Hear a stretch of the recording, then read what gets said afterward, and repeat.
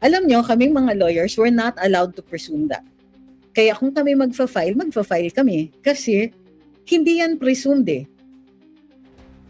It is so frustrating for me. Alam nyo, yung mga ganyan na, yung defeatist statements, ito yung mga dangerous for us eh. One of the reasons we always lose, one of the reasons not always, sorry, mali yung statement man. One of the reasons we lose. And one of the reasons why things don't change is because we assume already na hindi nila gagawin. I-assume natin. Para sa akin, okay lang, matalo na lang tayo, at least we tried. Pero yung sasabihan nyo, yung mga tao na nagtatry, na wala naman mangyayari, you're actually discouraging people who are trying to change things. Do you understand how wrong this is? Do you understand that one of the reasons we keep doing this, itong mga live, not just so that you can participate in the national conversation, but also to understand that things can change. But if you refuse to believe it, if you refuse to believe in your power to change things, then what is the point in anything that we are doing right now? Or sasabihin ninyo na, kahit mag-file ng sandamakmak na na reklamo, matigas ang mukha ng mga yan, di yan gagalaw. And so nobody files. Or sasabihin ninyo, kahit maraming signature campaign, di naman maaapektuhan yung mga tigas ng mukha ng mga mambabatas ng mga yan. But how will we know? Sa totoo lang, pwede namang hindi lumaban si VP Inday eh. Pwede naman siyang mag-resign na lang at sabihin, sige, pangako ko, hindi na lang ako tatakbo, hayaan ko na lang kayo. It's too much work. Anyway, ang titigas naman ang mukha ninyo eh. Then things become so much worse for us. This is so frustrating for me. I am not angry at you, but I am angry that you do not see the why things are working against us. It's because you already are conceding a loss. Sinasabi ninyo sa amin na baliwala na rin itong ginagawa namin because what we're trying to do is to empower you with knowledge. But if you're going to keep telling us na wala namang mangyayari, ang tigas naman ng mukha ng mga yan, hindi magbabago yan. They're so greedy, they're not going to do anything even if we do something. Sa totoo lang, ilang beses na natin sinabi, takot sila. That's why they're trying to stop us. They try to stop us from talking. We talk anyway. Bakit mataas ang trust and approval ni VP Inday? Because we keep talking. Kinakasuhan kami. Diba? Humaharap ako. Ilang beses na akong humarap sa piskalya para sagutin yung mga reklamo. Humarap ako sa NBI 2-3 beses para humarap sa mga reklamo intended to shut me up. We keep talking anyway. But if I'm talking to you and you tell me that nothing is going to change, tell me then why I should continue doing this. But I am wondering if we should continue if the people that we expect to be on our side are already expecting things like, hindi naman mandadaya lang naman ng COMELEC ay madidismiss lang naman yan, ganito ang mangyayari. Ilang beses na tayo nanalo sa Korte Suprema. PhilHealth, ipinanalo yan. Hindi tayo yan. Kabilang parlor nag-file yan, pero panalo yan. Panalo kay VP Inday. Anybody would have said, naku VP, matatalo ka lang sa Korte Suprema, baliwala lang lahat yan kasi they're in the pocket of forever. O ano nangyari? Panalo siya. At the very least, can we support the people who are fighting? Can we support the people who are trying? Diba?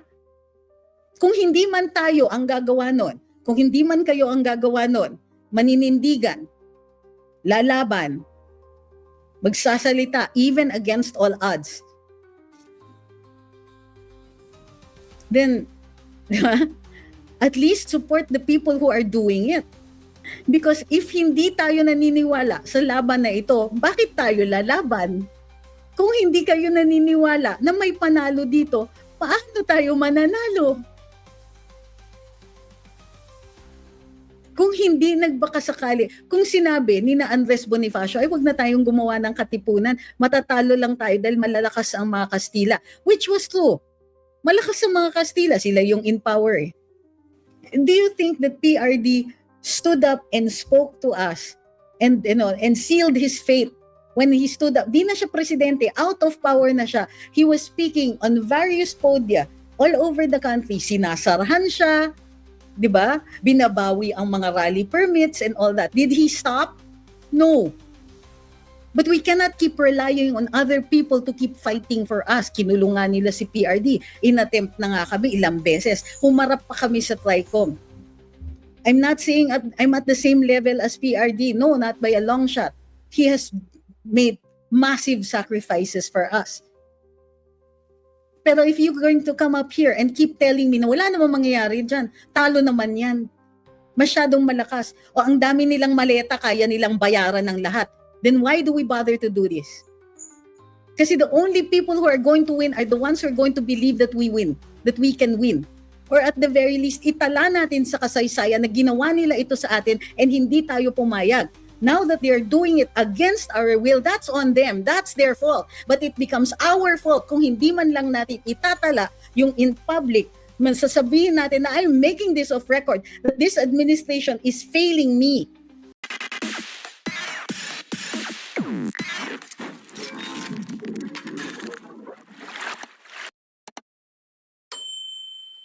Alright, patuloy po tayo. Nag-file po ng reklamo kahapon. Ang mga tinatanong ninyo ay dun sa pag-file ng reklamo ng dalawang abogado for impeachment ni COMELEC Chairman George Garcia. Ang mga abogadong ito ay si Eldridge Marvin Aceron at saka si Kini Labastilla. Pareho po silang founders ng Project Damascus Lawyers. Ito ay isang NGO. Sabi nila sa isang press statement, sila po ay jointly mag-file ng reklamo sa House of Representatives. Hindi pa po natin alam kung na-file na actually, pero nag-press release po sila about the filing. 4 ang main basis po ng kanilang assertion na mayroong betrayal of public trust dito. So 4 ang kiniklaim nilang mga acts constituting betrayal of public trust. Unang-una, yung sa violation ng Republic Act 8436, and also known as the Automated Election System Law. Nag-deploy sila ng software version 3.5.0 sa lahat ng 110,000 automated counting machines. Ngunit itong software version na ito, 3.5.0, hindi yan yung na-subject to mandatory source code review. Iba po yung pinakita sa mandatory source code review.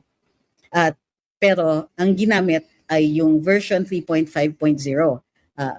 Itong violation ng R. 88436 ay mayroong ay betrayal daw of public trust.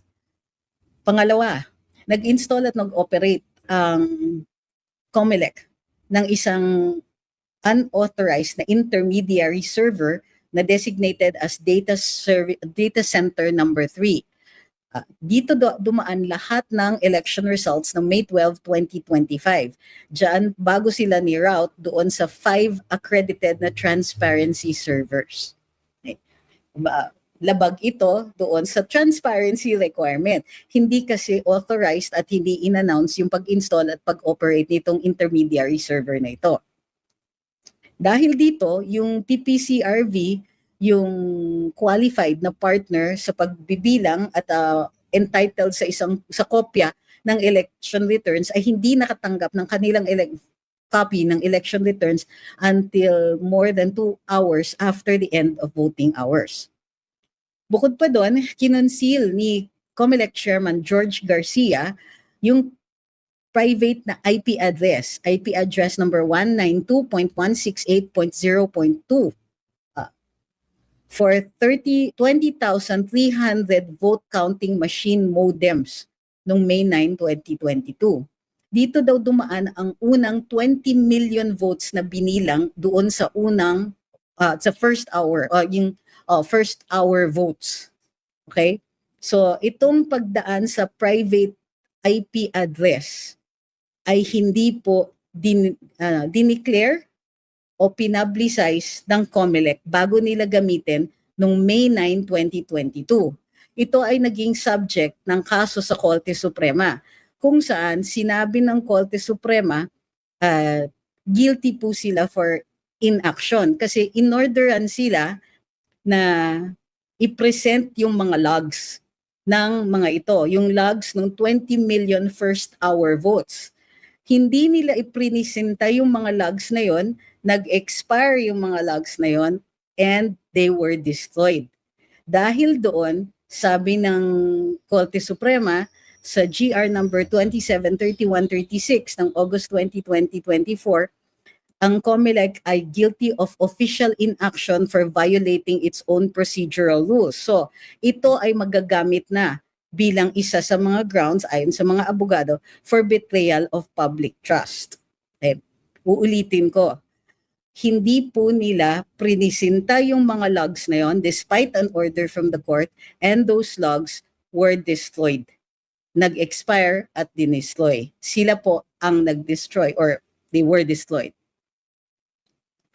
So may betrayal din po of public trust for systematically and selectively enforcing yung tinatawag na campaign finance laws. In particular, yung dismissal ng kaso ni Senator Chis Escudero at yung kaso ni Senator Dante Marcoleta. Sa kaso ni Senator Chis Escudero, mayroon daw di umano siyang tinanggap na 30 million pesos na donation mula sa isang contractor. Ngunit ayon sa ruling ng COMELEC, yung pagtanggap na ito ay valid dahil iba naman ang personality ng tao doon sa kanyang kumpanya na nakatanggap ng kontrata sa gobyerno. Si Senator Marcoleta naman, sa kanyang pagtanggap ng 75 million sa undisclosed donations, hindi niya po ito isinama sa kanyang sose dahil ito ay tinanggap long before the campaign period. So yun yung reason kung bakit dinismiss. So pwede natin i-discuss ang mga ito later kung sakasakaling may katanungan kayo about them. Sabi nung mga nagrereklamo, kaya nila i-final ngayon, dalawa sa mga respondents o mga commissioners, si Madam Ferolino at si Bulay, will complete their terms nitong February 2, 2027. So yung window for accountability ay lumiliit. Si Garcia naman ay set na siya na maituloy, siya po ang magsusupervise ng 2028 elections. Kung kaya't iniisip ng mga nag-file ng kaso dito na kailangan ma-resolve yung issue na ito bago siya makapag-participate dito sa 2028 elections bilang supervisor or bilang chairman ng COMELEC.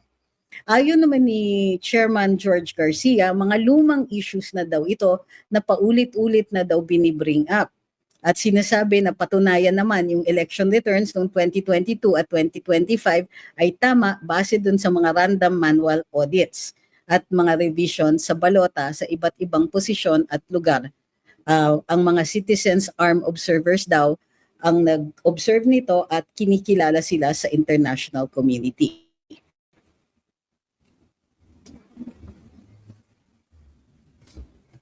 Okay, so yun lang po. May bare denial pa lang so far, malamang dahil hindi pa po natatanggap yung actual complaint noong mga respondents dito. So, bago tayo magpatuloy, remind ko po uli ang lahat, huwag pong kakalimutan, like, share, follow, and subscribe.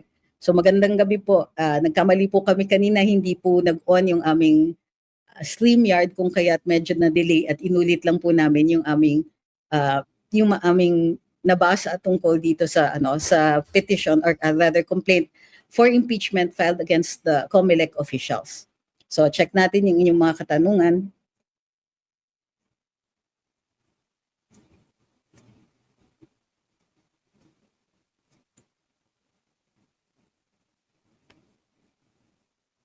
Teka, daming Maraming salamat, Sir Noy, for the birthday greetings. Sabi ni Ma'am Gracia, hi Sir Ryan, more kape daw. Sabi ni Repost 56, na-accept niyo po lang yung request niya, co-hosting. Actually, didn't punch anything. I didn't press anything. Kaya nga nakakapagtaka na biglang umandar yan. And it happens randomly here on my page.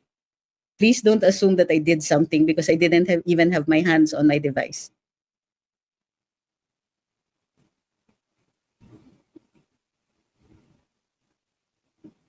Hi kay Jikoy.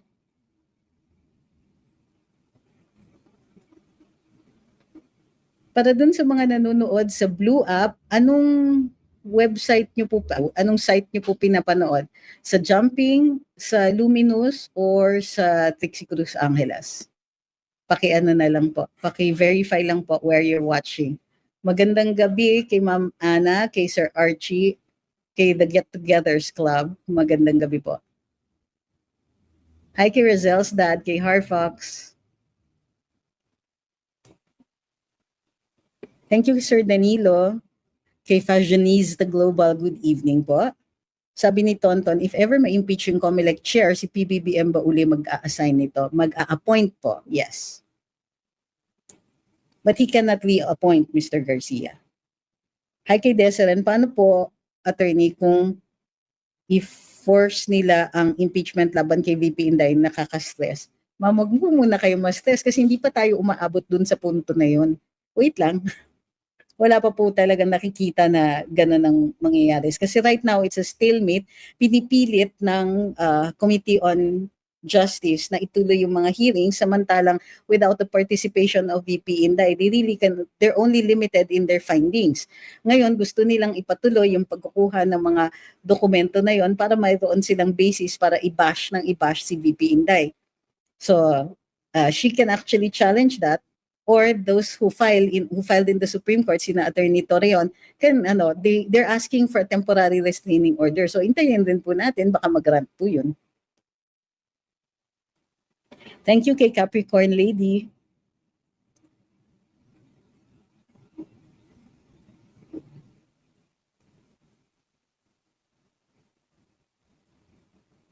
Thank you.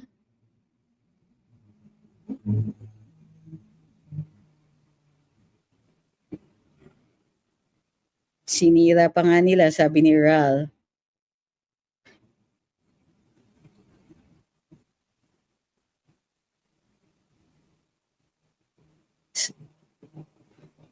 Thank you, Ms. Gracia, for being our moderator for today. Thank you kay, sabi ni Sir Walter, kaya dapat makuling ma-impeach si Com Garcia at ipawalang bisa ang mga kandidato na involved sa Pandaraya.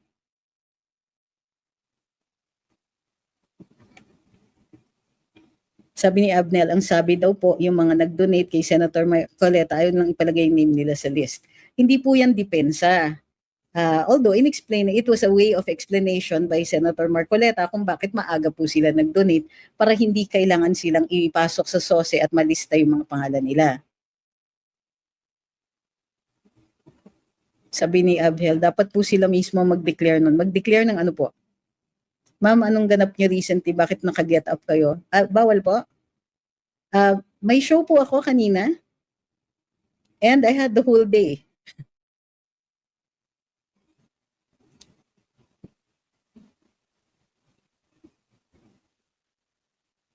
Sabi ni Kaping Adictus, hindi pa daw si Garcia ng last May 2022 elections. How will that affect the validity of the complaint? Sir, kaya nga sinabi namin, di ba, may dalawang mga COMELEC officials na magre-retire. Kasama sila dun sa 2022 na reklamo. Sila po, remember, hindi lang po si George Garcia ang nirereklamo, kundi yung lahat ng mga COMELEC commissioners na kasama ngayon. So dalawa nga po ang magre-retire ng February 2, 2027, kasama po sila, sina Ma'am Ferolino at saka si Commissioner Bulay. So how should it affect COMELEC Chairman Garcia? Hindi siya kasama doon sa 2022. Yung doon sa iba were committed in 2025.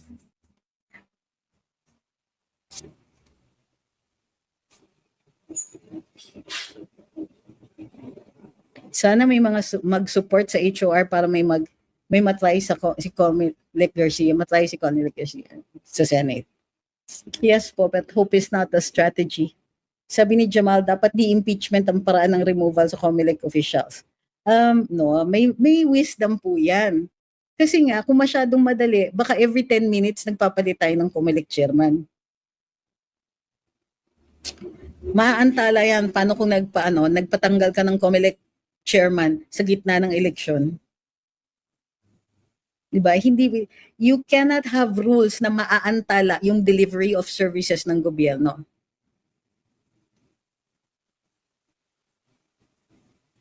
So, posible po ba talaga may dayaan nung nakaraan na elections? Wala silang sinasabi na may dayaan. Ang sinasabi nila is the lack of transparency. So, kasi kung may lack of transparency, may tinatago. So regardless of whether or not may nadaya, actually nadaya, yung kanilang pagtatago nung nung IP address, nung isang server, nung yung version ng ng source code na pinakita nila as opposed dun sa version na ginamit nila. All of these they did not disclose. So, para sa akin, simple lang 'yan. Your failure to disclose is already a betrayal of public trust. Lalong-lalo na dun sa 2022 where they allowed the logs to expire and be destroyed.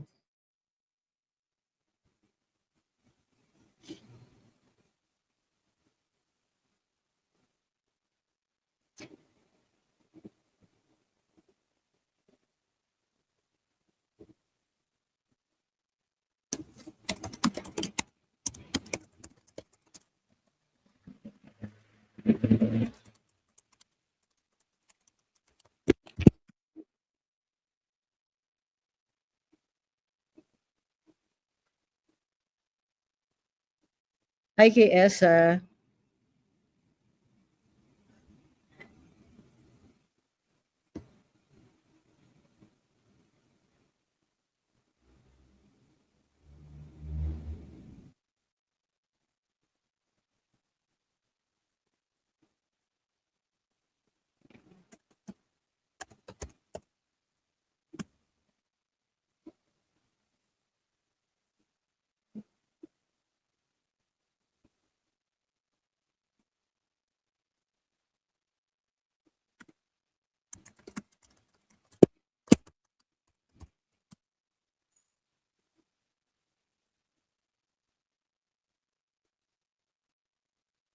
Okay.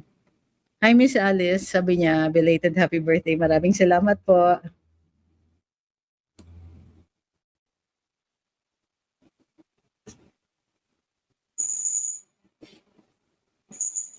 Magiging election 2025 2.0 kung di ma-impeach yung Garcia. Ang problema si di pa rin magka-point, maleta pa rin ang katapat.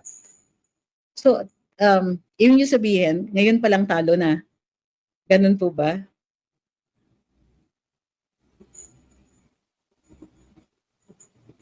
Ang taray ko daw. So, hindi. Kasi, sumasagot ako ng mga katanungan. Pero minsan, nakaka-distract talaga yung pag hindi siya on point. Pwede naman magtanong tungkol dun sa mga non-related sa ating pinag-uusapan after nasagot na yung ibang mga katanungan. Pasensya na kung nagtutunog mataray, pero actually antok na ako. Pero nagla-live ako ngayon dahil meron kayong katanungan tungkol dito sa petition na final or sa reklamo na fina-file nung dalawang abogado. Sabi ni Dot, kung ginawa yan ng mano-mano, tinitiyak na yung ka-line up ng Duterte ay sigurado, winner? Sabi ni Strictly, issue din, pinadaan nila sa middleman server mga boto imbis na direct to official and transparent database servers. Malaki chance for tampering at wala sa rules yun, gagamit ka ng middleman server. Totoo yan.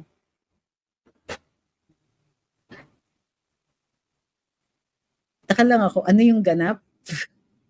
Siguro, bihira kayo nanonood din dito or hindi kayo nanonood dun sa bilyonaryo. Sabi ni David, nakasama na rin po ako sa checkpoint ng COMELEC. Ay, oo. Maraming ang mga COMELEC checkpoints usually checking in for for firearms.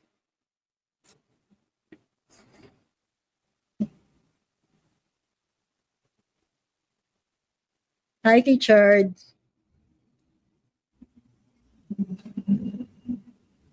Sabi ni Lito, hindi naman po, pero nakaka-frustrate yung sitwasyon. I understand. Pero minsan kasi tayo mismo yung nagpapatalo sa mga kaso natin eh. Kasi pag nagpakita kayo na ready na kayong maniwala doon sa adverse na ruling, sa ruling kung saan tayo talo, what's going to stop the decision makers from giving you exactly what you want? Di ba? Kasi pagka natunugan, natatanggapin natin, sasabihin nila, yan, tatanggapin naman. So, issue na rin lang natin kahit magiging controversial yan for a short while. Yung telegraphing kasi, to the people who are making a decision. O in this case, let's say COMELEC lang, kunwari, ang magagawa ng decision. Parang sinasabi niya, wala yan. Benta na yung mga yan eh. So mag-issue sila ng gano'n. Kontra yan sa mga petitioners o kontra yan sa mga nagre-reklamo. So I hope you understand how that sometimes we are actually more powerful than we think. Pag sinabi natin na hindi yan katanggap-tanggap, pagka we make it clear that this is going to be too controversial and we're not going to stand for it, that might be the better message kasi nga, pag pinapakita nyo sa kanila na, ay, give up na kami, alam namin gagawin nyo pa rin. Gagawin lalo nila. Di ba there's an impetus, there's a reason for them to think na, sige, walang balik ito.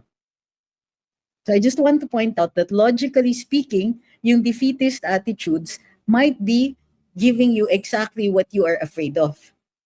On the other hand, pag malakas yung sinasabi natin, we will oppose any unfair ruling. We will oppose a ruling that favors a lack of transparency. Diba? Dapat ganun. And I get it, but I get it. I understand your frustration. The same way I get it, bakit nagka-curious yung mga tao kung bakit naka-makeup ako. Sir, araw-araw po ako naka-makeup. Ngayon lang po, nakikita niyo yung eyeliner. May tinry lang po yung makeup artist namin kanina.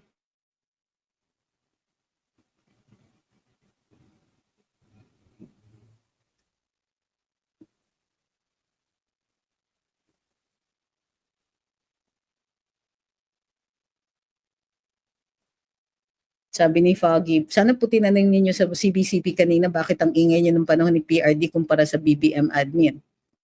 Kung nakinig po kayo ng mabuti, tinanong namin, just not in the same way that you asked us to ask. Diba? Why isn't the CBCP being more forceful? Ninyo ba narinig yung mga katanungan na yun? O gusto ninyo yung exact tanong na nasa isip ninyo?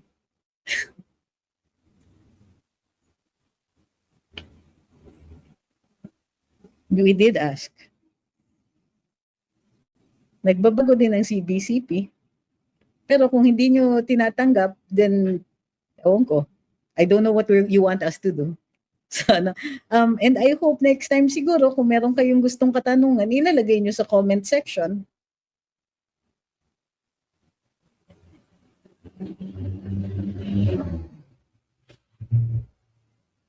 Parehas ba talaga ang regular preliminary investigation from an impeachment proceeding sa HOR level? Unang-una, saan po ninyo nakuha yung parehas ba talaga? Sinong nagsabi at anong basihan nila? Kasi may nababasa ko na sinasabi halimbawa ni Congressman Terry Redon, magkaiba daw yon. Pero hindi rin niya sinabi kung ano ang basihan niya. Pero kung sasabihin natin na, kumbaga, ano yung basis natin for saying na dapat ganito, na clarificatory lang, you will refer to the only other form of inquisitorial proceedings that there are. Dito, inquisitorial and finding of probable cause ang parehong tinutukoy nila. So, in order to resolve issues dito sa impeachment, kasi nga ito yung mas bago yung rules, kailan lang yung rules, saan ka huhugot ng comparison? Saan ka huhugot ng source? Doon sa well-established na procedure which is in preliminary investigations. Now, here's my question. Bakit sinasabi mo parehas ba talaga? Ano yung pagdududa at anong basihan ninyo para dun sa pagdududa?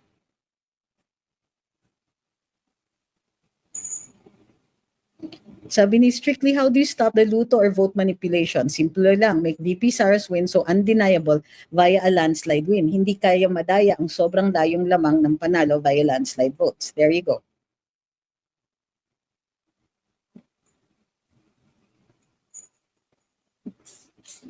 Sabi ni Master Sam, sana po pag nagpa-signature para kay Tatay Digong maka-uwi, may papirma din para sa hindi kami pabor sa impeachment ni VP Sara para malaman ng Supreme Court na hindi namin gusto impeachment ni VP.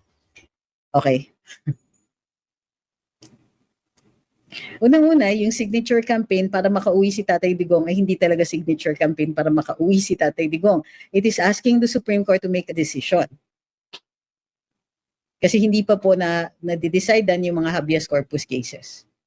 So, kung gusto ninyo, mag-umpisa ng signature campaign para malaman, hindi Supreme Court po ang pipetisyonan ninyo. Pipetisyonan ninyo yung mga kongresista. Kasi anong kinalaman naman ng Supreme Court sa impeachment? Wala.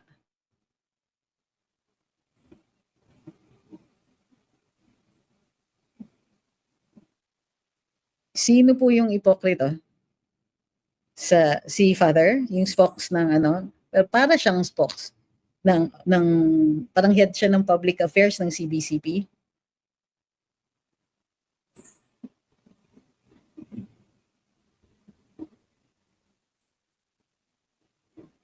Ma'am, nakasama na rin po ako sa checkpoint ng COMELEC. Panahon ni Ejercito sa Laguna. Nung na-disqualify or natanggal si Governor Ejercito, kaso ko yun yung kalaban niya si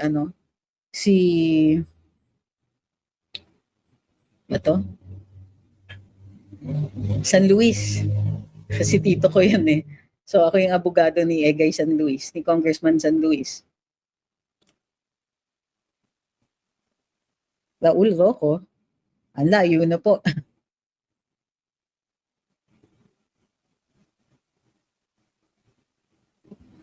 Sabi ni Jeng, yes po yung taga CBCP, pokrito, wala daw nakikita ng ineptitude tapos galit kay Sara. Saan po yung part na galit sila kay Sara? Kasi hindi naman niya yan sinabi during the program. Pero we did ask him hard questions. Hindi ko sinasabing hindi siya ipokrito. Ang sinasabi ko lang is that we did ask him the right questions, pero wala naman pong sinabi na galit siya kay VP Inday during the program.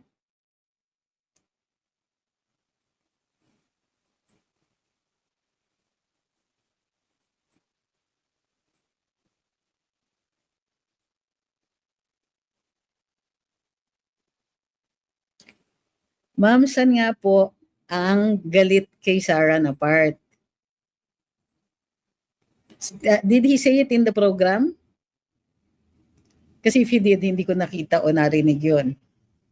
Yung sinasabing walang nakikitang ineptitude, ang sinasabi nila may kakulangan pa dun sa pagpapatunay nun.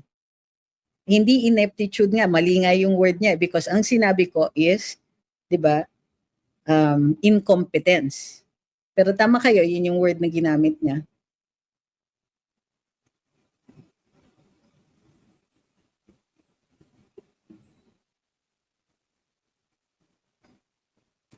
Hi kay N-Cloud, magandang gabi po.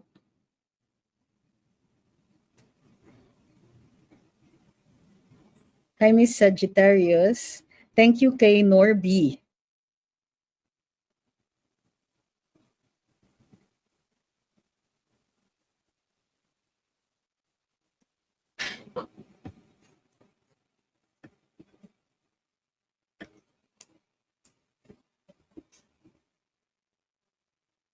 Thank you kay N-Cloud Esprit. Sabi ni Ma'am, I'm curious how it goes po after someone files a case sa Supreme Court. You file a petition with the Supreme Court, you attach everything that needs to be done, and then you wait. The Supreme Court will issue an order. Pwede nilang i-dismiss outright, pwede nilang bigyan ng due course, or pwede nilang sabihin dun sa kalaban na sumagot sila.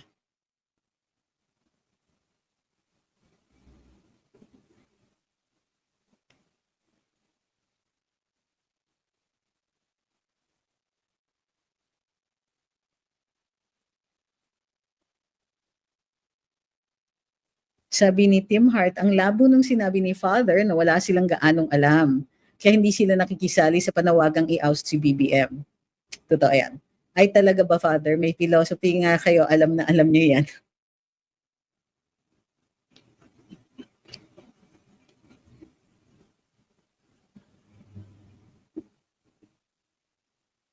Sabi ni Avelino, the Supreme Court only makes statements or rules on any subject when it receives complaints. When there is a case or controversy before it, not all complaints will be given due course. Sometimes they are dismissed outright.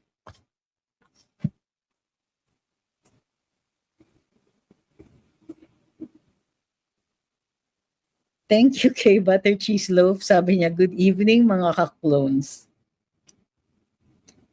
Sabi ni Master Sam, trillions man ang perma, kung mga bias naman po taga-HOR, wala din makakapalang mukha nila. Tignan nyo lang sina Luis Lo na dapat po magitna sa impeachment complaint para silang complainant din. Like I said, you deserve what you tolerate. So kung ito tolerate na ganito yun, no? Hindi pa man nagagawa yung signature campaign, hindi pa man nananawagan online ang karamihan laban sa kanilang mga kongresista, sinasabi nyo na ay hindi sila maaapektuhan. So you do nothing. And when you do nothing, why would you expect that they will do something? Or that anything is going to change? Ito nga yung sinasabi natin. Even if sa tingin natin, maliit yung chances na may mag-succeed yan, we have to do something because doing nothing ensures that they will survive. It ensures that they will win. Ganito yan eh, may contest. Hindi ka magpapakita dun sa contest. Eh, di nanalo yung kalaban, Cerberus. Serve! Serve! Come here. Cerberus. Serve? No, the whatever it is that's up there, it's not coming down. Come over here, Cerberus.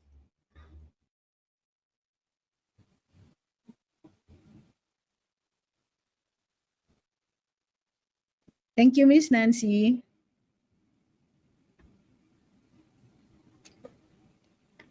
Yung mga katanungan tungkol sa dismissal ng kaso ni Attorney Harry Roque, sinagot na po namin kahapon, but the short answer is this. It was dismissed because it was an order issued by the 19th Congress. Yung 19th Congress, wala na po. Sarado na po. Wala nang legal personality. And therefore, kahit mag-issue ng order ang Korte Suprema, wala na po yun. Wala na yung 19th Congress. It is now the 20th Congress. So it is really a matter of, wala na yung personality nung tao na pinapa-restrain niya.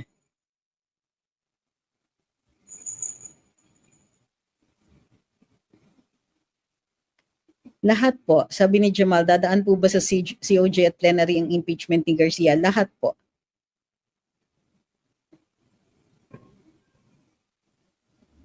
Sabi ni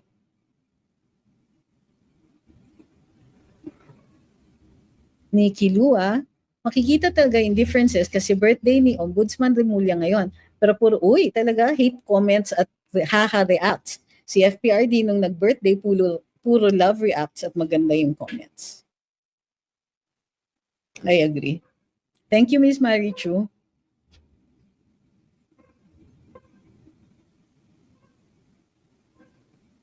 Sabi ni Ma'am Joanna, naalala niya tuloy daw si Harry sa pagtahol ni Sir. Nakakamiss si Harry na. Ms. Marichu, thank you very much again.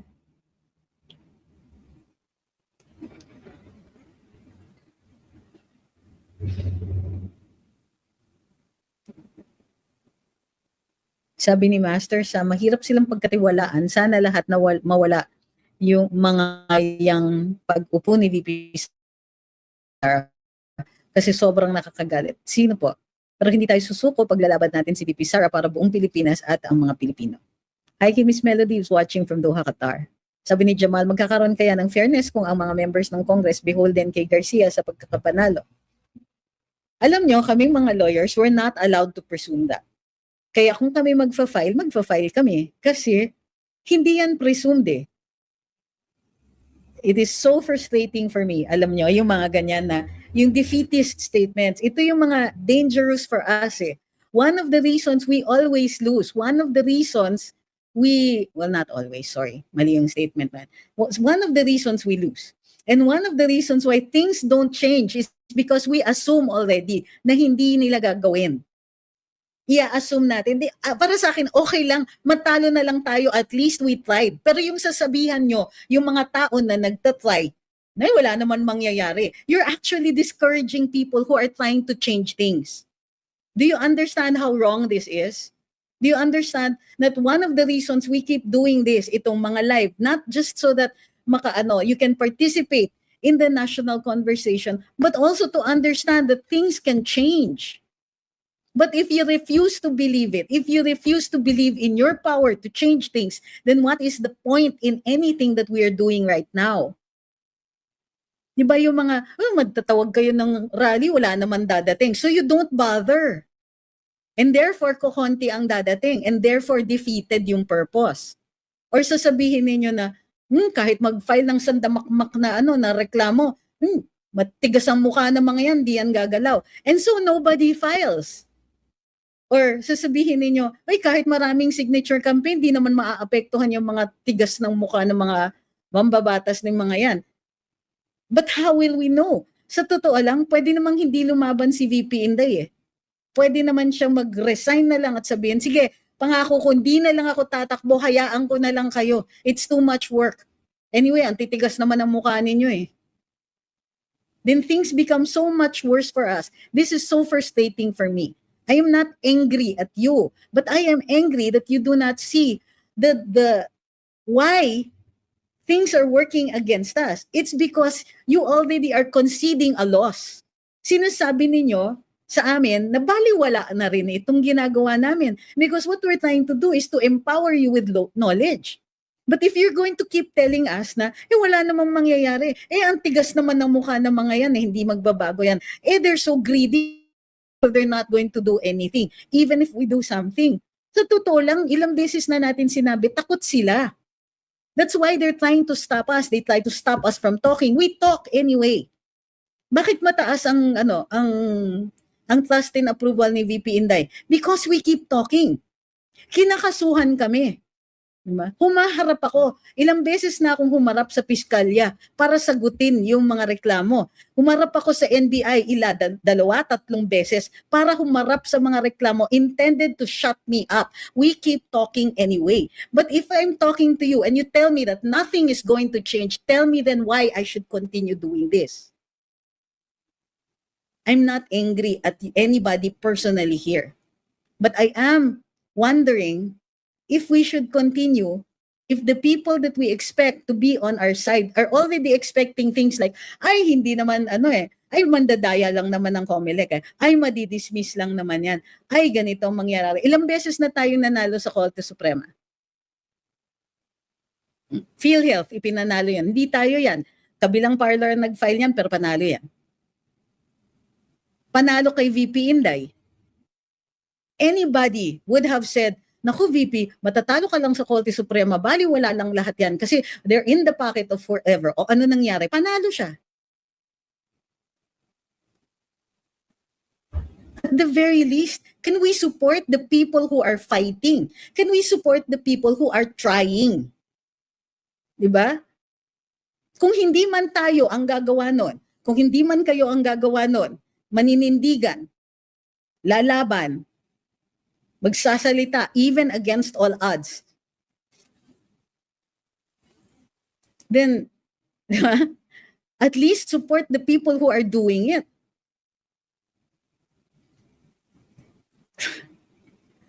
Because if hindi tayo naniniwala sa laban na ito, bakit tayo lalaban? Kung hindi kayo naniniwala na may panalo dito, paano tayo mananalo? Kung hindi nagbakasakali, kung sinabi ni na Andres Bonifacio, ay wag na tayong gumawa ng katipunan, matatalo lang tayo dahil malalakas ang mga Kastila. Which was true. Malakas ang mga Kastila, sila yung in power eh.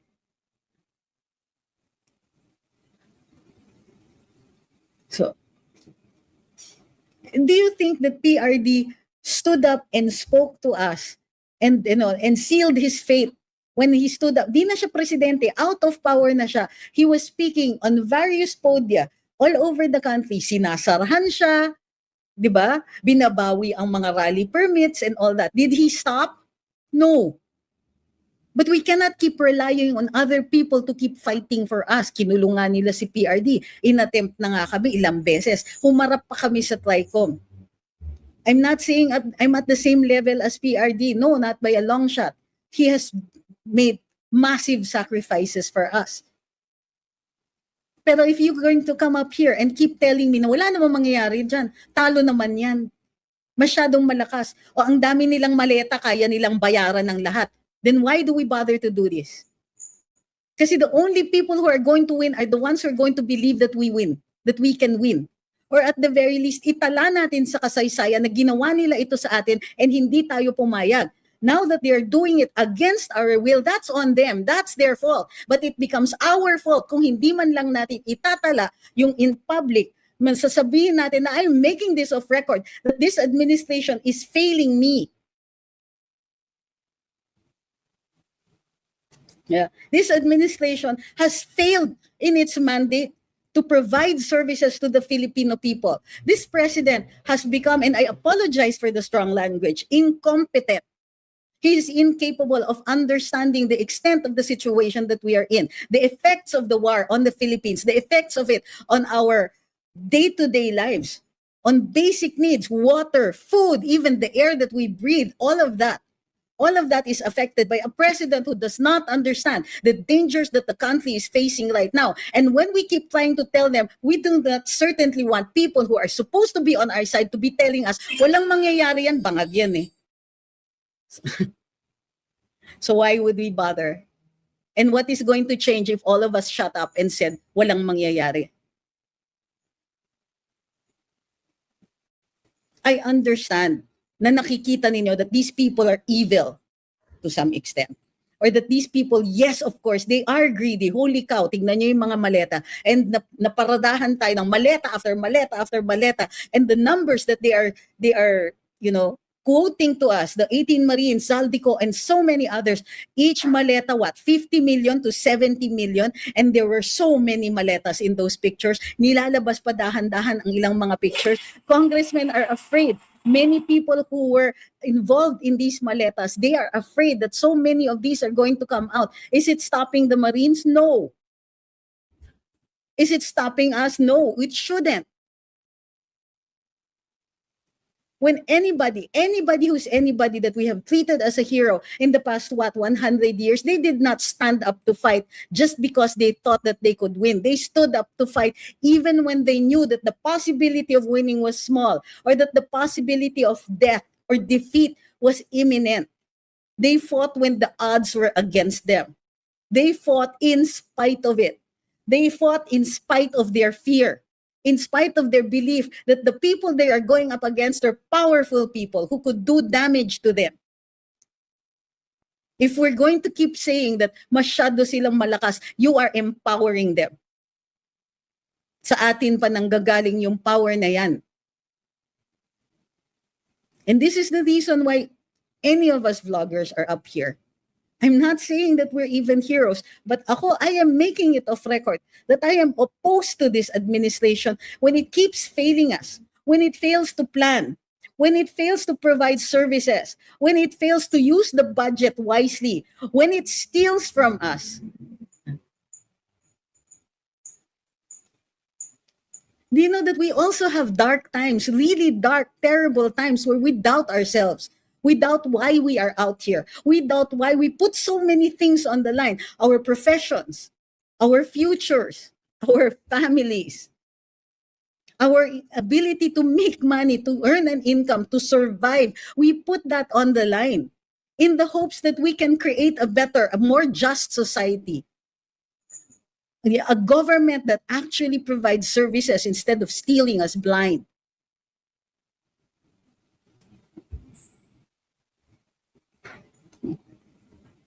And can't we support VP Inday? Because, you know, she does not need to be alone. She is not alone. But if we keep saying, ang lakas ng kalaban niya, do you think that she will derive any courage from that?